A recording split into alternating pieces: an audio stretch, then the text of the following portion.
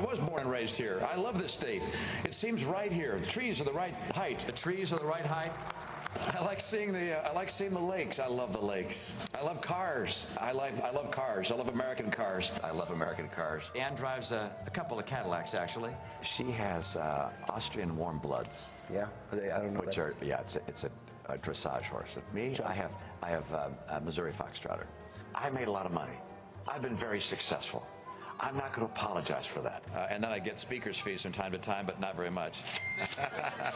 I'm not concerned about the very poor. We have a safety net there. I like being able to fire people who provide services to me. I was a severely conservative Republican governor. I will secure the border with a fence. I don't think I've ever hired an illegal in my life. We hired a lawn company to mow our lawn, and they had illegal immigrants that were working there. I think people understand that I'm a man of steadiness and constancy.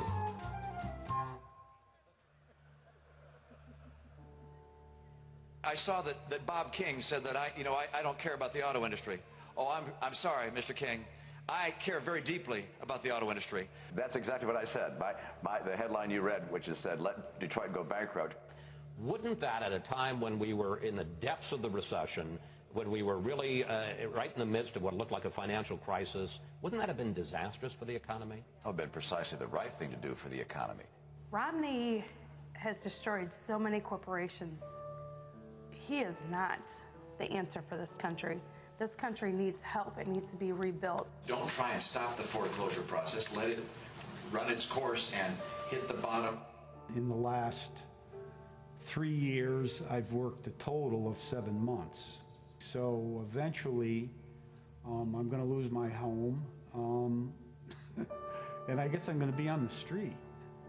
I'm concerned when I watch a president kowtow to the union bosses by putting in place those labor stooges at the NLRB. I've taken on union bosses before. I'm happy to take them on again. I fully support Governor Kasich's, I think it's called Question 2 in Ohio. With this upcoming election, I see it's everything. It means everything. It means our future. For me personally, will I ever be able to get back to work? If I were elected and Congress were to pass the DREAM Act, would I veto it? And the answer is yes.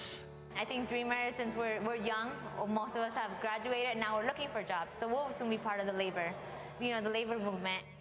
Planned Parenthood, we're going to get rid of that. But I'm just wondering where you would suggest that the millions of women who receive their health services, such as mammograms and HPV vaccines, go. Well, they can go wherever they'd like to go. This is a free society. People think the country's going in the wrong direction. The future of our children is looking bleaker all the time. No children in this country should be worrying about things that they do today. It's not what this country should be like. It's hard to sell the whole get your education to get a better job thing when they see me with a good education and I'm not getting any job. I don't care if you have an R behind your name or a D behind your name. You're in office for one reason: to create jobs, to pass bills that helps the American people. We've got to listen to these politicians and to make sure that we are taking them seriously and to keep working against, the politicians that are not going to work with us. At its base, regardless of your choosing a political side, Obama's looking at the broad spectrum of people that this country represents, and Romney has a very, very narrow view dedicated to 1% of the people. The values at the core of the union movement, those don't change. Those are the values that have made this country great.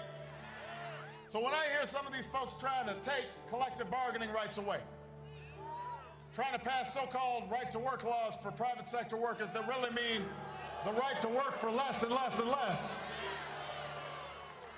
When I hear some of this talk, I know this is not about economics. This is about politics. I keep on hearing these same folks talk about values all the time. You want to talk about values? Hard work, that's a value. Looking out for one another, that's a value. The idea that we're all in it together and I'm my brother's keeper and sister's keeper, that's a value. Here's the truth. If we want our country to value what we value, hard work, fairness, and opportunity for all, then our job is to build a movement.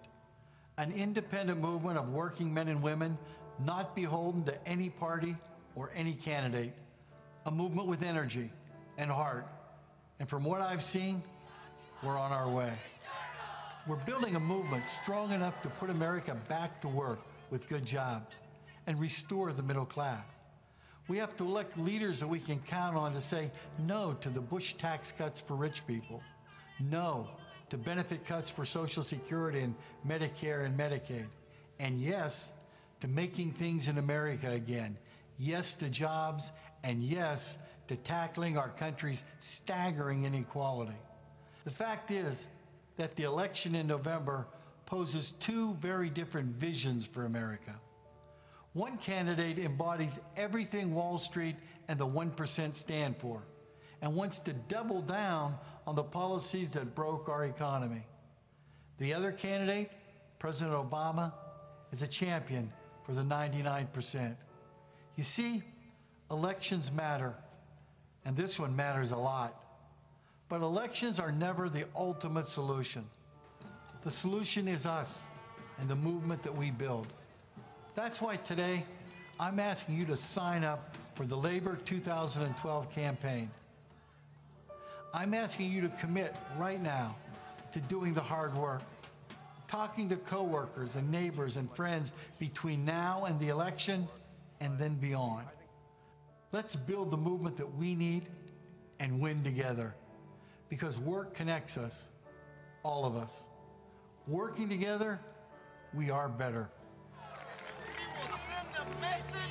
And we will send the message. We the people. We the people.